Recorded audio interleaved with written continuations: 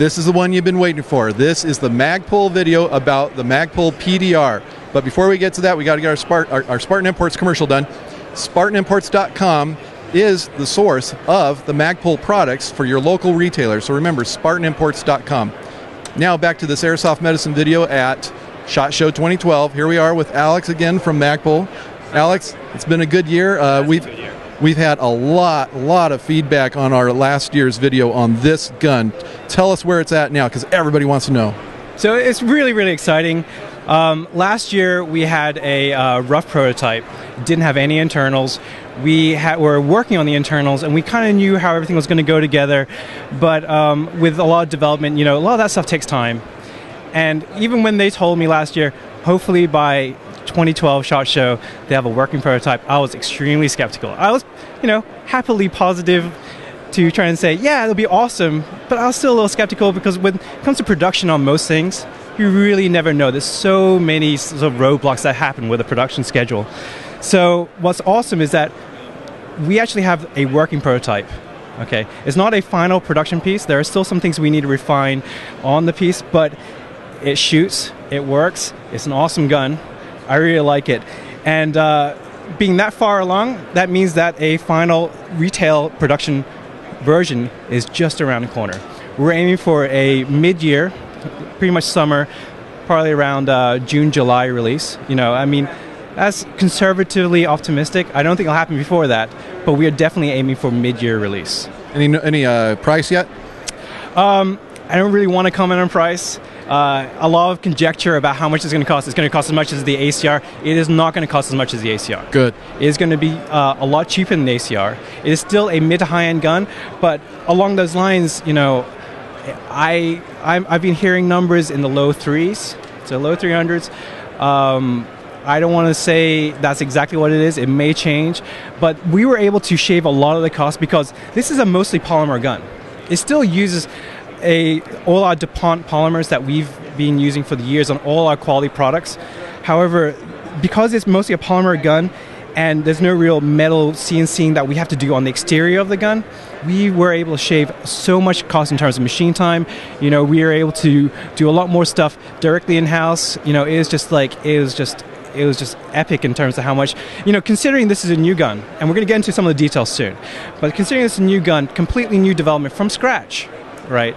And it also has an internal, like a brand new proprietary gearbox, which we're going to get into more later. But it's considering how much development went into this gun, to the fact that we're going to try and keep it as inexpensive as it's going to be, it's going to be awesome. I'm excited. And the details. Okay, the details. So what you saw last year was, this is pretty much still a completely symmetrical gun. It's like all the ambidextrous features are still there. We have a charging handle on this side, we have a charging handle on the left side. Mag release, this is now functional. This is still a prototype, so the mag release is still a little sticky, but when we actually get in production, obviously it'll be very, very reliable. It's just we're trying to work out some of the kinks, but it still works. It still retains the mag, you can still release the mag, and it holds. Where is the mag release? The mag release, good question. So one of the requirements when they're originally developing the real steel sort of counterpart, when they're trying to figure out exactly how it was going to look, they wanted to make sure that as many of the manual of arms felt as familiar as possible to the idealized user, to their target market, which was the sort of the American military, and therefore they wanted to make sure that the mag release was in a familiar position.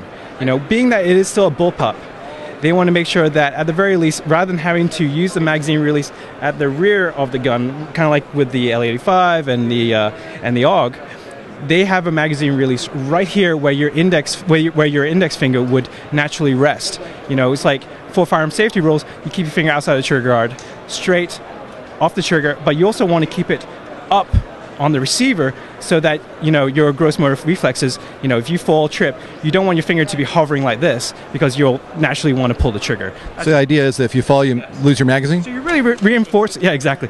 Well, no, that's the other good thing is, I don't know if you can see from the camera, but it's indented, it's recessed. So you have to purposely... So and you really need to, consciously, you don't want to obviously just willy-nilly just drop a mag. That's a little embarrassing. That's also the worst thing that could possibly happen, whether it be in an airsoft game or in a real-world situation with a real firearm. But yeah, you just press this, and it's ambidextrous. So you have a magazine release here. It's mirrored on the other side. So manual of arms is exactly the same from one side to the other. Charging handle, exactly the same on one side and the other. So regardless of how you want to use the gun, if you're a lefty or righty, it's the same feature set. Go ahead. I was going to ask what's next on features. What's next on features? The other really cool thing about this gun was that when they were developing the real style counterpart, they kind of just went in terms of, they only got as far as a drawing board idea. They did produce some sort of SLA, sort of rapid prototypes versions, but it was never a functional piece. They liked it, but they realized that, there was a very limited market for a real gun, and while they wanted to go forwards with it, it was just not the right time. And it's been shelved for now.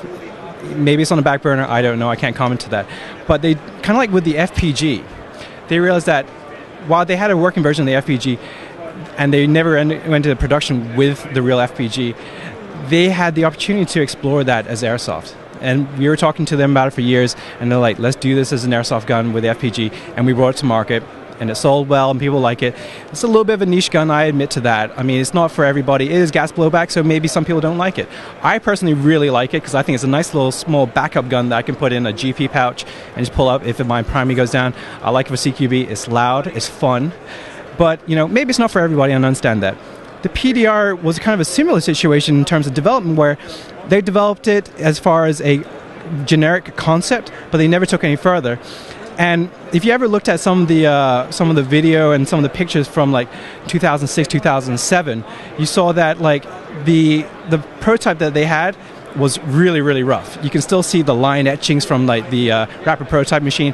It was a nice concept, but they couldn't really. They didn't really have the resources at the time to and the general interest to go further with it. So what they did was they shelved it, and then they came to us, and we were just like, let's make this as an airsoft gun. So we did, and one of the feature sets was a ejection port. When I'm cheeking this gun, the ejection port is very close to my face. Right now, you don't really want a face full of brass. Right now, the ejection port is pointing to the right. The idea was that if a shooter was a driver, and this was designed to be a crew serve weapon, someone who's like in a Humvee or something like that, they can grab a rifle length barreled gun. This is a 10.5-inch rifle barrel gun. They can grab that and they can manipulate it and still sort of basically shoot while they're driving, or shoot in very close quarters. Now if I'm in close quarters and this ejection port is right by my face, let's say I switch over to the opposite side, the ejection port is still right by my face. Well, we were basically discussing, we need to figure out a way to be able to have the ejection ports be switchable. So there's actually a paddle right here that you pop this button left to right, and you can actually switch the direction of the. On the camera, you can actually see that this is moving. Exactly. It's actually moving from one side to the other. So the shells go out the other side. So the idea is right now is orientated to the right-hand side. Very easily what you could do is, as someone who's shooting on your support side or a left-handed shooter, they simply look down, pop it back out. Now the shells on a real firearm would be ejecting to the left. So I'd rather have a cab full of brass, on a real gun than a face full of brass. Excellent. I kind of like my chiclets the way they are. Okay. And then as far as airsoft performance, what are we expecting for a muzzle velocity, and what does it take as far as a battery? So muzzle velocity is very market dependent. Kind of like what we did with the ACR. We made sure that each different market had a appropriately legal muzzle velocity. So for the UK market, I believe it's, I can't remember exactly what it was, but it was something that was specifically requested by Edgar Brothers and the UK market in general for that particular velocity limit. Same thing with the US market, same thing with the Japanese market, and a lot of the Asian market. So in general, we try to make sure that whatever the gun ships to those distributors in those countries is within legal limits. And if there's certain requests for certain other velocities, we could handle that for those distributors. In terms of battery, there was a lot of conjecture about where the battery is going to go. The battery is actually in the compartment in the grip. So you simply pop this little tab here, and you pull this plug out, and there's a long compartment that goes all the way up to the outer barrel within this grip. Currently, there's a mini 10-year battery connector right there, so battery can fit right in there. The storage capacity is probably, I don't know if it's long enough to hold like a 1500 mAh LiPo or 7.4 volt LiPo. It probably can at least hold a 1000 mAh LiPo. I was suggesting the idea of maybe having a slightly longer plug that can actually extend the grip a little bit longer. I kind of like the idea. We'll see if that takes. But what that will also do is, aside from the fact that I don't have the biggest hands out there, and my hand fits like that if I'm really gripping high on a high 10 grip. But it'd be nice to have it just a little bit longer. But they're trying to stay to the original design of the gun. The original design of the gun was to have a short grip. So therefore, having a little bit longer grip would be, for me, ideal. But it's not a necessity. I can still manipulate the weapon as however I need to. And then one last time, expected release is? Expected release is mid-year. Okay, thank you so much for showing us the Magpul PDR. Again, this is SHOT Show 2012 with Airsoft Medicine, sponsored by Spartan Imports. And you can check all the different gear that they have at SpartanImports.com. We'll see you next time.